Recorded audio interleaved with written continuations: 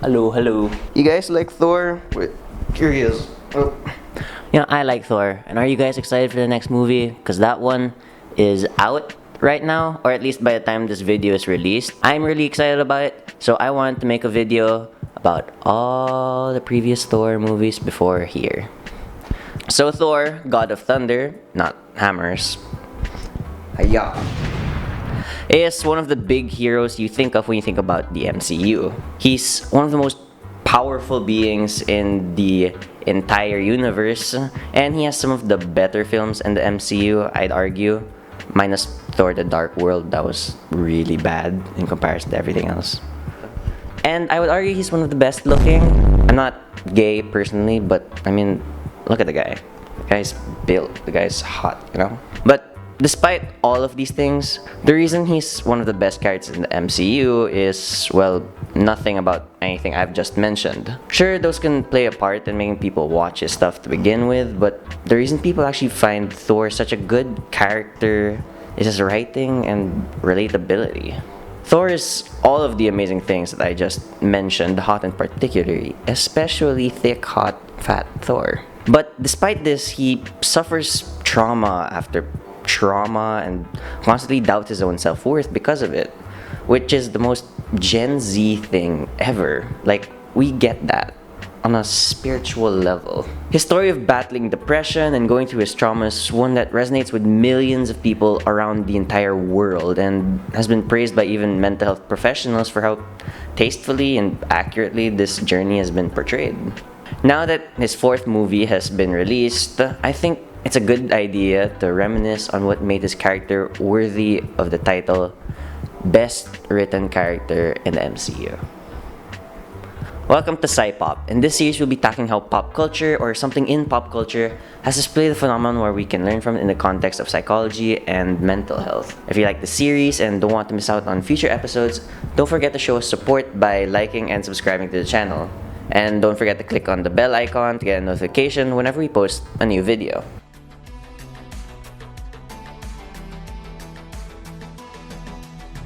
The MCU is really massive now. So it'll take me forever to give a complete synopsis of Thor's journey. So instead of that, I'll save us all some time and summarize the most important movies and the most important moments in the films which affected him greatly.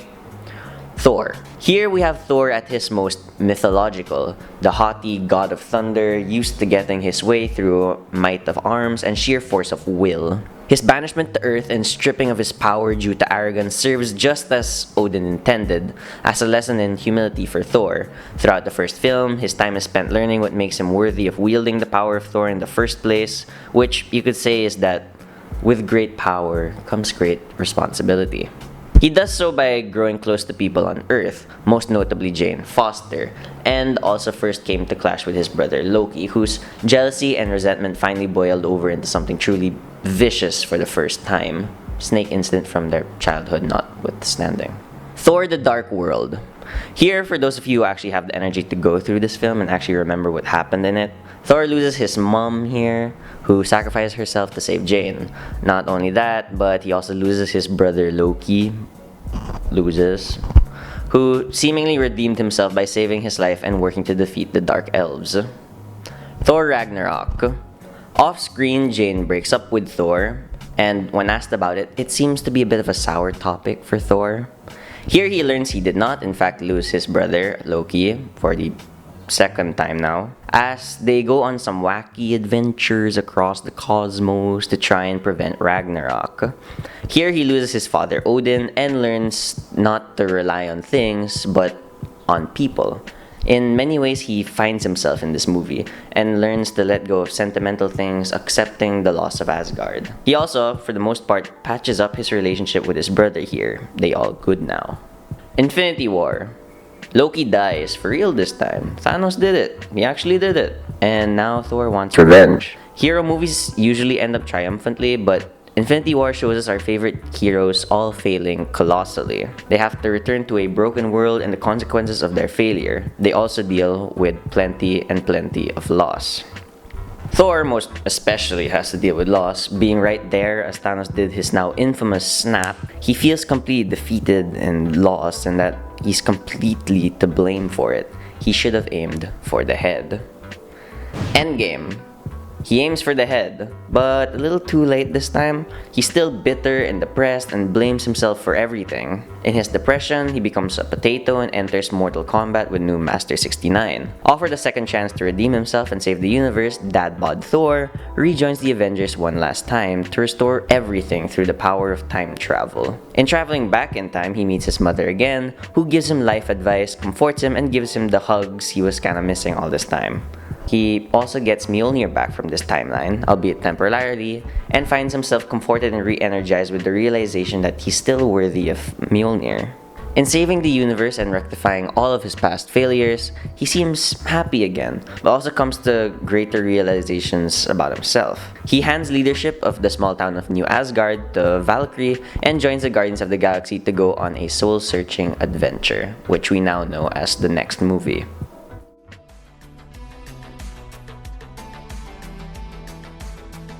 So, based off the timeline, what can we actually learn about Thor in this psychoanalysis of ours? Well, first, he suffered a lot of failure and tragedy. Being kicked out of Asgard for not being worthy, a struggle he continues with mentally even after the very first movie. His continuous failures to save others, which I'll expound on in a second. And you should have gone for the head. He failed to kill Thanos in the one chance he had, and half of the universe died for it, so enough there said, really. Most important figures in his life have either died, betrayed, or hurt him. His mother is dead. Odin is dead and has betrayed his trust a few times. Loki is thrice dead and has betrayed him several times. And despite me saying that, he's still sort of alive. Hela is also dead. His friends whose names that you don't remember from the previous Thor movies are mostly dead. Jane broke up and theory time blipped. Although not explained well in the movies why they did break up, due to actual studio problems with Natalie Portman and Marvel, Jane does end up breaking up with Thor off-screen before the very third movie. It was described as a mutual breakup by Thor in Ragnarok, but the man's hurting about it, and although this is kind of speculative on my part since this is recorded before Love and Thunder's release, but it's kind of implied that Jane has lost track of time, that she and Thor were broken up in the trailers. This was most likely due to her being blipped during Infinity War, possibly adding way more guilt to his own conscience. Not only being broken up, but also having the thought that he failed to save her all those years ago.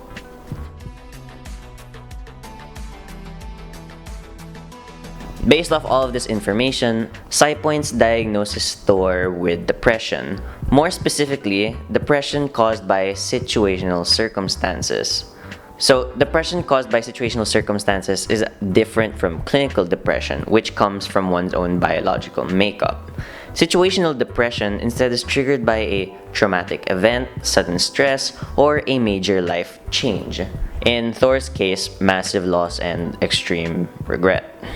Thor is arguably the hero that has lost the most compared to anyone else in the MCU. Aside from losing his family, he also lost the entirety of the realm of Asgard in a single film, by the way. Loss after loss, failure after failure, Thor eventually succumbs to the grief as seen in Endgame, where he no longer is the hunk of people's dreams, or at least to the average person, he's still a hunk to me. Many people who have depression let themselves go and lose their sense of worth. You can really see Thor question his self-worth despite him trying to play it off for comedy or just playing it for laughs in the films. So, in regards to his symptoms, he's isolated, no motivation, binge eating, he's very sad, lost his sense of identity, lost his sense of self-worth, and has gained learned helplessness. Thor's symptoms of depression manifest through his lack of motivation and very evident sadness throughout the films. You can see that he has, after losing so much in his life, in the process lost his sense of identity and sense of self-worth. He loses his belief and strength in himself, unable to see himself as the hero and god we all know him to be. He's developed learned helplessness, which is defined as suffering from a sense of powerlessness because of a traumatic event or a persistent failure to succeed. Coping methods or mechanisms are the behaviors, thoughts, and emotions that you use to adjust to the changes that occur in your life. While there are many healthy ways to cope with stress, such as meditation and doing something productive, Thor exhibits many unhealthy coping mechanisms, mostly in the forms of addictive behaviors. He copes with depression through alcohol and gaming as an attempt to escape reality, and of course, binge eating or overeating, the very act that gave us Fat Thor. He also tends to suppress his pain when he's around his peers. Suppressing his emotions might decrease outward expressions of emotion, but does nothing to address and resolve his inner emotional experience. With all that said, what was the intervention? How did Thor end up accepting himself? Well, there's a beautiful scene with his mom, which leads to him getting better at the end, which I'd like to expound on. But do note that depression is not so easily overcome IRL. This is a movie, after all. But with proper intervention, it can be smooth sailing, and it can be easier. During Endgame, when Thor, along with Rocket, traveled back in time to retrieve the Reality Stone, Thor left Rocket to do the job instead since he wanted to speak with his mother, Freya. His mother almost immediately knew that he wasn't the Thor from this timeline, and that this was the first time Thor opened up about his feelings to anyone else. With all of his struggle with accepting himself, after a conversation with his mother, she said something that was really beautiful, actually. Everyone fails at who they're supposed to be. A measure of a person, of a hero, is how well they succeed at being who they are. This moment of closure was something that Thor needed so desperately in his life.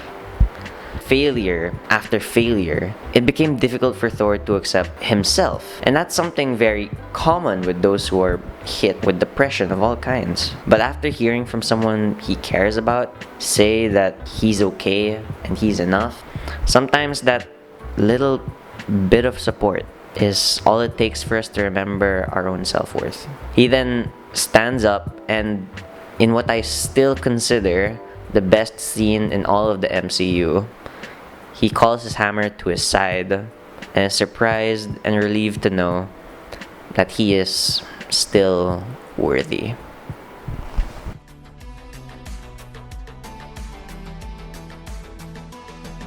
Thor's experiences are a reminder that many of these heroes are still fundamentally flawed and human, even if they have power beyond our wildest dreams. If anything, it's not only a narrative device that keeps us invested in the struggle of the hero, but also shows us, in its own way, that these heroes are just like us. Their emotional struggle shows us that what we may be going through ourselves is something that anyone can experience, that can be difficult to handle for it, to be something that haunts even our greatest heroes even. But most importantly, that can be overcome. It's in that display where we see, as cheesy as it sounds, perhaps the most inspirational message of them all. You too can be a hero. Joking aside, it's stories like these that really draw us to superheroes in the first place.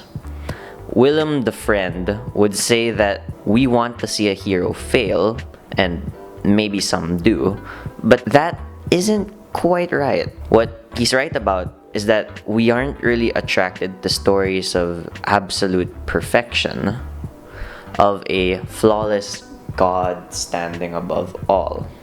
What grips us are stories of heroes facing insurmountable odds, be they a great enemy or something far closer to our hearts, like in the case of Thor, and doing their best to persevere in spite of it all. They serve as an inspiration to us on how to live our lives the very fullest, or at least in a way that we can be happy with.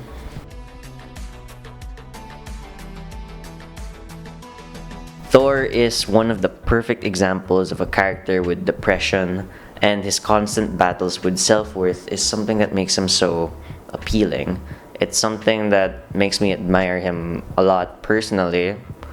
It's what attracted me to Thor as a character. He's still hot, but yes. And as a psych student, I just find his entire story so compelling, and something I appreciate now, having learned more about psychology throughout the years. And I hope this video helped summarize a lot of those psychological concepts and gave you a bit of a greater appreciation for Thor. I'll see you guys in the theaters for the release of Love and Thunder. And, well, thank you guys for watching. I hope you guys have a great day ahead. Please like and subscribe to the channel. Thank you all for watching. Have a good day.